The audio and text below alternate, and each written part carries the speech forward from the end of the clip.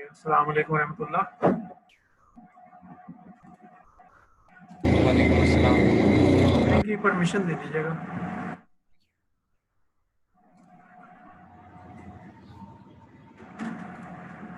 Okay, thank you very much.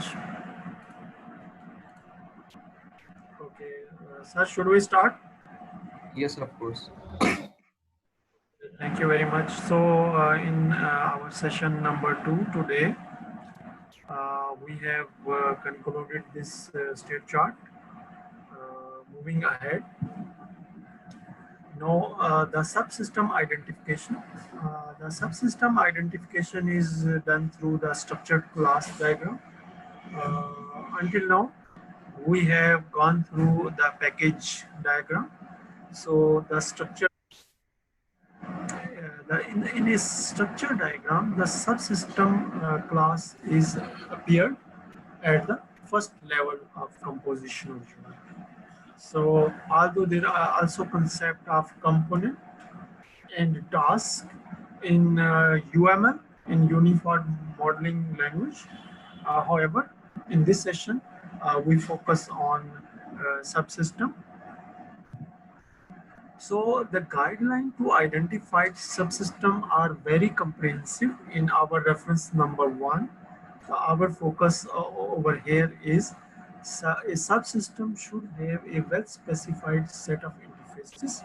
So it contains a set of service and services required for other subsystems and common type definitions, pre and post conditions for each service, and constraints and invariants for each service.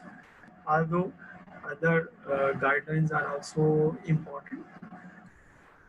Moving ahead, we have already discussed the structure of interface, how different classes are primarily linked together. So one thing is primarily related with ports is because they explicitly define the subsystem, how the subsystem internal parts service agent. So this is nothing but again the diagrams which we have already gone through, that a class diagram, use case diagram converted into the class diagram, and interface is shown between the ports and the service offered, the interface which is offered, that means the service offered and the service required, the required interface. So this is the traffic light system, the traffic light control system architecture. If we see the system architecture is a big class diagram, which is a system or stereotype diagram because it contains multiple class diagrams inside. Its name is Roadrunner Traffic Light Control System and its subsystems. The major subsystem is the intersection controller.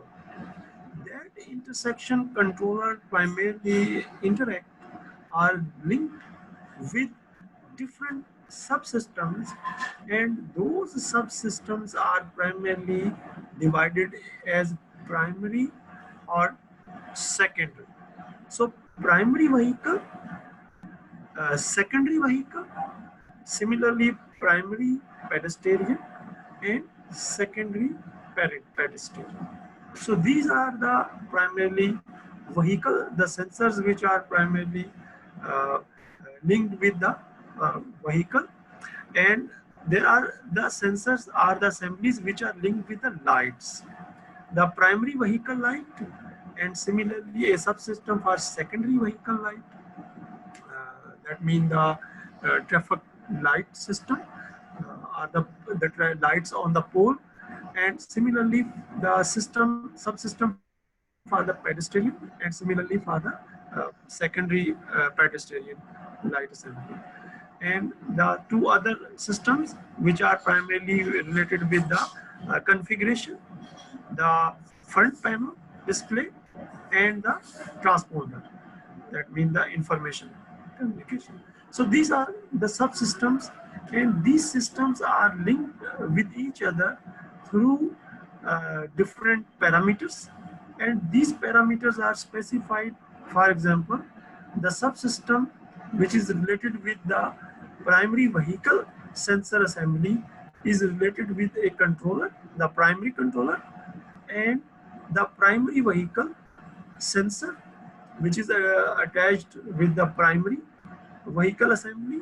Similarly, the light parameters are linked with the parameters, the P primary vehicle light, the P PV light, and the P controller. So these are primarily the parameters how these interfaces are developed and then linked. One thing which should we recognize here, that all the classes only have the class names in the subsystems. They do not specify any attribute inside, and they do not specify any information inside, because the architecture has to be completed with that information which is necessary for the system engineering department to work and then develop those components. So this information should also be present inside the architecture. So we are now moving towards that direction. Now, this diagram similarly can be converted or shown in the class diagram as well, in which the major class or the central class is the intersection controller, and we have a front panel display, transponder assembly, and the light pedestrian, and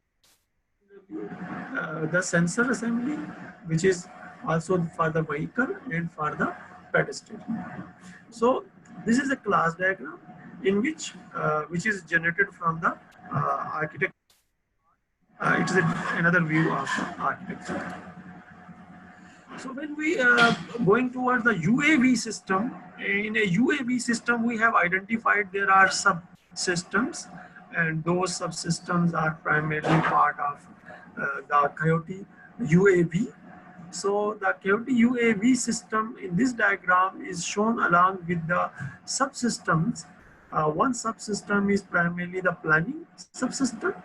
Similarly, another system is the holding the missile assembly, and the radar assembly, the video assembly, and similarly the infrared assembly. So this, because this is a larger system, the architecture has multiple, primarily the documents. So multiple subsystems. If we can represent the whole architecture in one diagram, it is very difficult to fit into one page or into one slide. So different abbreviations used in this diagram are shown on the left side. As we can see, we take one case, we can see with the planning subsystem, this Coyote subsystem primarily linked through two interfaces. One interface is primarily with the speed, primarily the high speed, and another is with the low speed. So it is primarily providing, not only offering the interface, but it also requires any interface. So it is a bidirectional type port, which is linked to another bidirectional type port through a kind of service. So similarly, the different ports are declared according to the documentation or the primarily information which is present in the reference number 1, because this example is taken from the reference number 1. So similarly, other subsystems are linked through ports and through interfaces accordingly. So this is the assembly, as we can see from the note, because the class diagram also contain a note.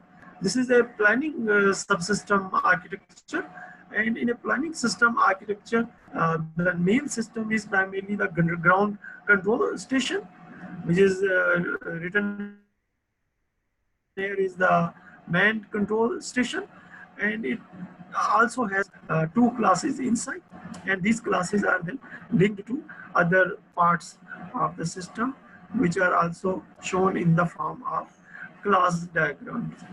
So now we are moving towards the last part of the session, in which we have primarily to understand how the operational contracts are mapped into the subsystem architecture. So it means we are primarily talking about the requirements, and we are talking about the services and how the interfaces are primarily formed. One thing is the definition of the operational contract. Primarily, the operational contracts are used to specify interfaces on ports between elements. So this is the primarily the definition of the operational contract. It is primarily a set of services.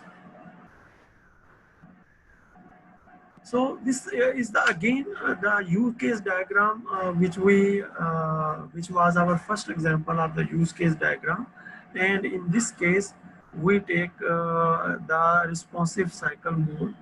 Primarily this use case we take our focus. So in this case, in this mode, the system sensors and responds to vehicles and pedestrian by setting lights appropriately.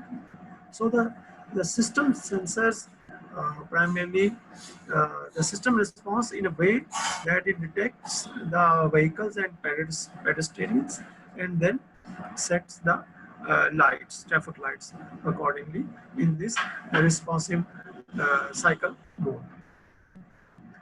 So this mode is then the configuration, the simulation configuration is given on the left side. This is a bigger view of this node, which is given on this sequence diagram. Everything initiates from this responsive cycle mode, and different sequence are primarily occurred. Different operations occur throughout this diagram, because we have already gone through the IoT application, in which the different sequences, we trace different sequences and then map on the state diagram. So I'm not going into the detail, but this is a diagram which shows different events which occur when this mode become active. So this is a closer view of the same diagram, in which the responsive cycle mode, first of all, it primarily primary turn vehicle. It asks the red light to become on, and it then displays do not walk sign on the primary pedestrian. And similarly, different events occur, and the traffic lights become green, yellow, and then red. And similarly, some timings are also there.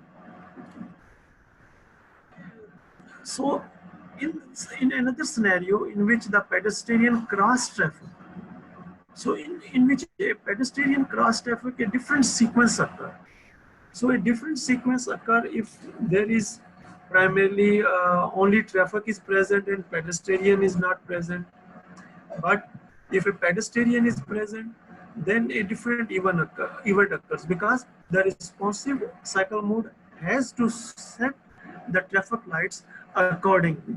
So different event occurs, in which first of all the traffics which are already inside the intersection, they are given to pass after some time. Then the traffic, the lights for the pedestrian become walk. So the pedestrian can then walk through the road, and then the normal operation will be resumed. So these are the different use cases which are then.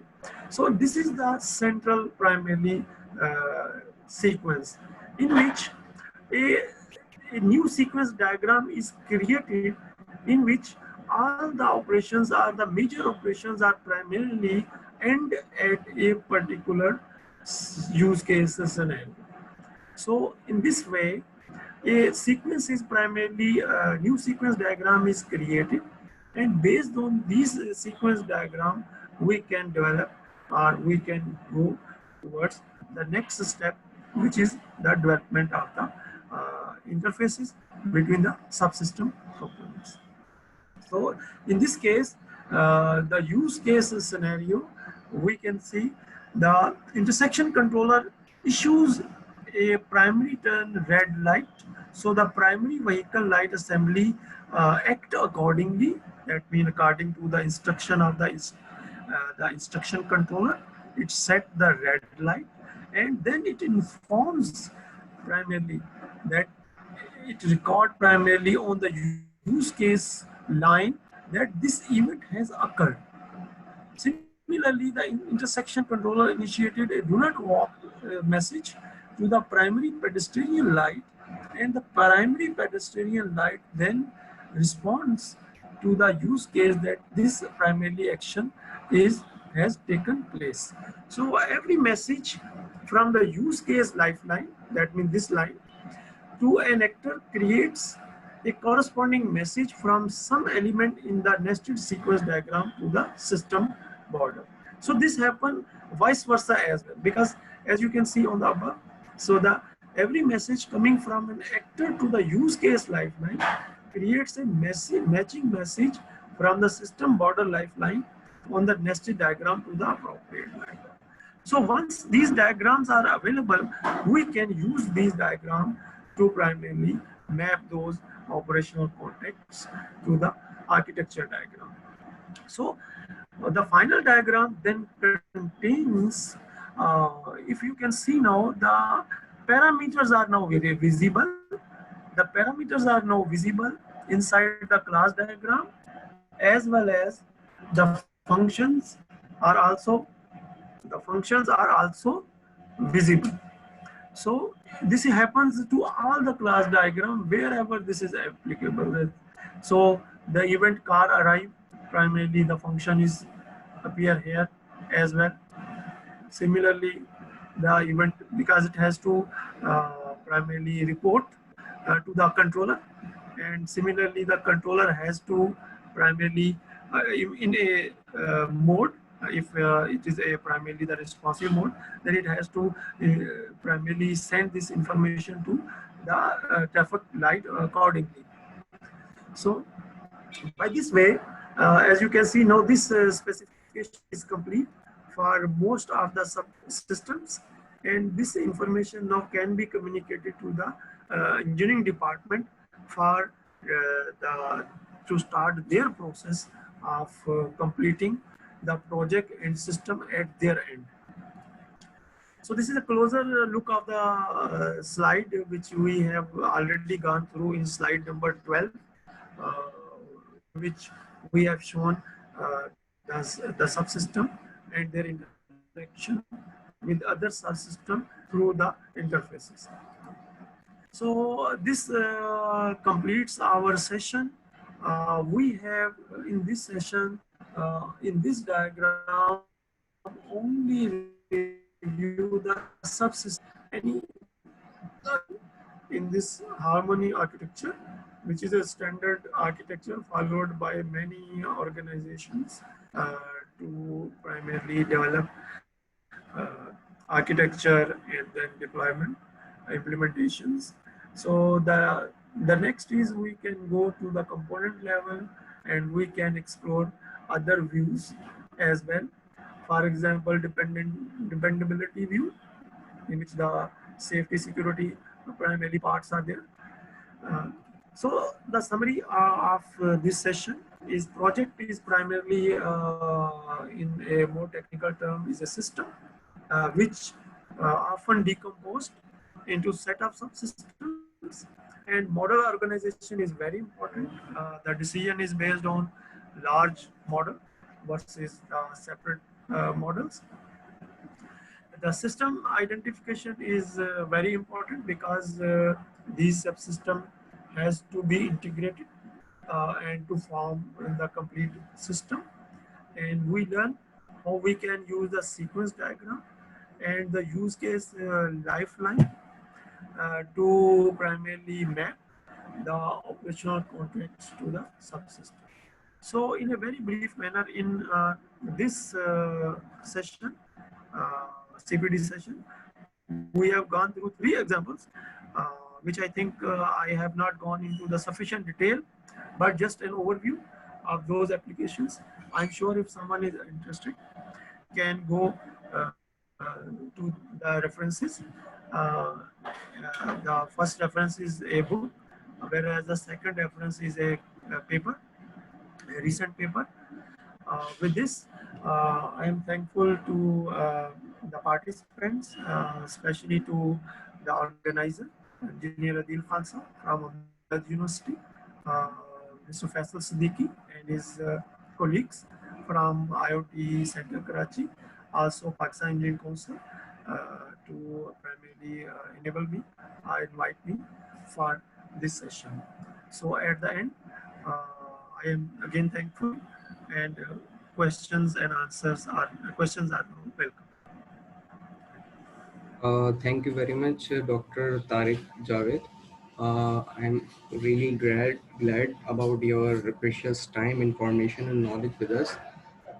Now it's time for question answer session. If you have any question with Dr. Tariq Javed, please feel free to ask your curious questions. He will reply to you. If you have question, you can hand raise.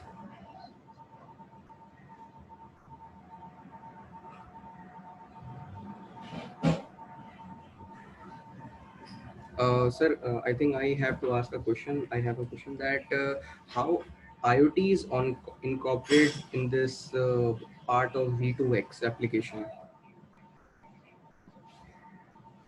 Thank you very much. First of all, I want to repeat the question from Engineer Adil Khan sir. How IoT primarily fit into this system.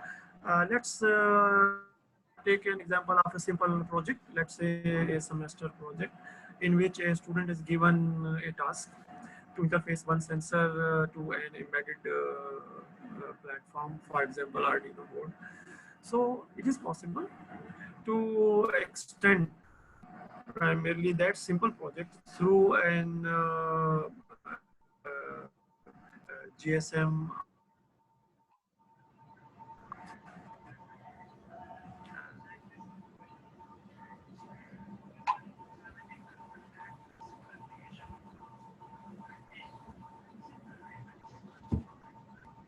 another example in which our biomedical engineering department is working on. We have a simulator which simulates different signals inside a human, and not cannot but it can only it can we can generate the signals through the physical contact through human body. So we are in that particular device, which is in the biomedical instrumentation lab. We are developing a module to send this information to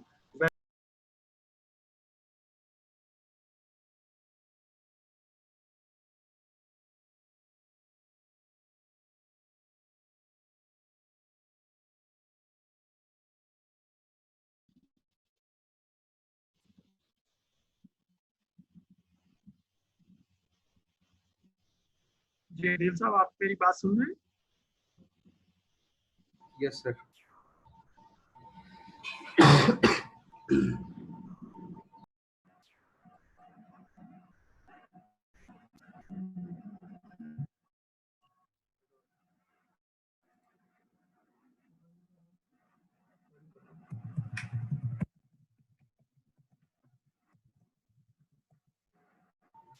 Sir, I think there is a problem from my side in the network.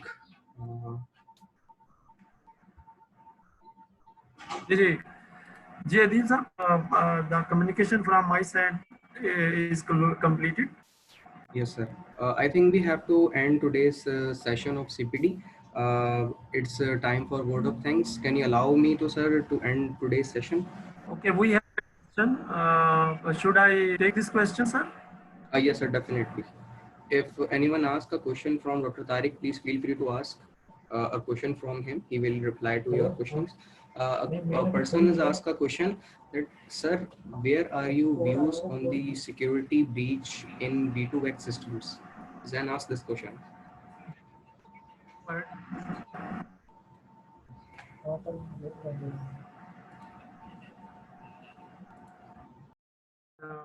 V2X systems. And communication between vehicles and the security breach in V2X system. We have discussed the security aspect. The security aspect is part of inside the harmony architecture, and this is related to primary safety security. Uh,